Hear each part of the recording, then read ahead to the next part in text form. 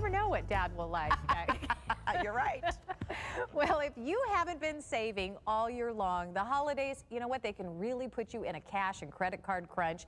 But there are ways that you can spend like you have it without paying the price at the end. Today, Adam Brower's here with the top 10 ways to spend wisely. And boy, do we need advice. Yeah, most people do. You go into the stores now, it's usually after Thanksgiving when they started the Christmas sales, but I went in after Halloween and the Christmas decorations are up already.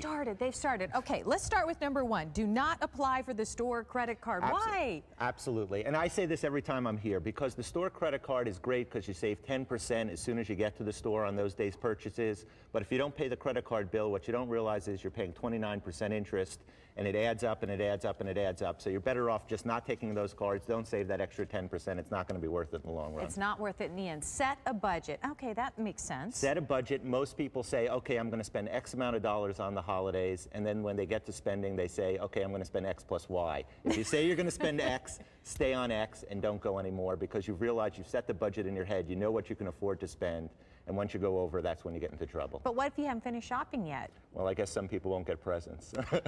Ouch! Okay, tell it like it is. All right. That gets to a later topic. So that's a whole other show. All right, now pay cash. All right, that's hard to do. It's hard to give up your cash. Again, you know, you save a budget, you budget for the whole year, how much you're going to spend. If you pay cash, you can't get into trouble because you're not charging up those cards, you're not charging up money that you can't afford, that you're going to have to pay for years down the road with added interest. Yeah, and when it's done, it's done. It's finished, I mean, you don't ever have to look at that again. I know I sound harsh, but I we means some presents. We need you. We need a little dose of reality right now is what we need. Okay, number 5. Or we are on number 4. Sorry, what was number 4? What was number 4? Oh, this is the tough one. Buy one present for only one person. Ouch. Exactly. Well, again, you know, you have office functions where you pick names out of a hat and, you know, it's a Secret Santa type thing, and you buy one present for one office mate. If you do the same thing in your home, you're on a limited budget, at least everybody's getting a nice present. It's from somebody in the family, and you're not overspending at that point. Draw names. Exactly. Okay. Number 5, head for the exit. Exactly. Run while you can. When you're in the mall, you're done shopping, don't start browsing because you'll find more things that you'll spend money on that you really don't need.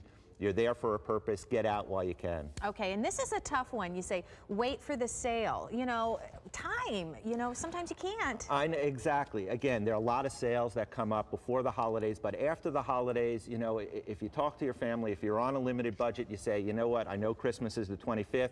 The 26th, we'll spend our day buying presents. You'll find a lot of good deals out there and save a lot of money at that point. You know, I have one for you, actually. What if you save your receipt and then it comes on sale later, then you take your receipt back and then they give you the difference? That's a good idea also. But then you're spending money on gas to get to the store twice instead of once. Oh, Adam, you're brutal. All right.